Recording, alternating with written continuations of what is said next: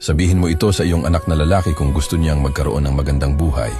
Hindi puro comfort o shortcut ang kailangan niya, kundi prinsipyo, disiplina at direksyon.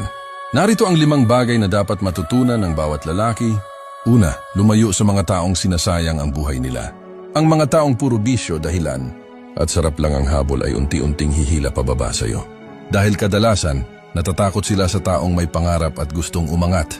Ikalawa, mag-aral at matutong magkaroon ng kaalaman at wisdom.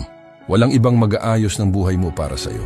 Ang taong tumitigil matuto ay unti-unting napag-iiwanan ng panahon. Ikatlo, matutong maging responsable. Kapag may nakita kang kalat, pulutin mo. Saan ka man mapunta, iwan mong mas maayos ang lugar kaysa sa nadatnan mo. Doon nabubuo ang tunay na karakter.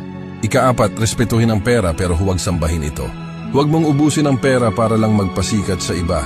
Protektahan mo ang pangalan at salita mo dahil ang magandang reputasyon ay mas mahalaga kaysa mamahaling bagay. Ika-5, ilagay mo ang Diyos sa puso mo at matutong tumulong sa kapwa.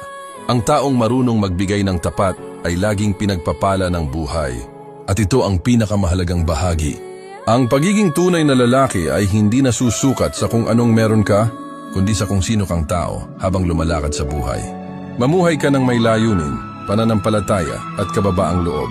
Dahil ang kinabukasan mo ay hindi nabubuo sa mga dahilan, kundi sa mga desisyong ginagawa mo araw-araw.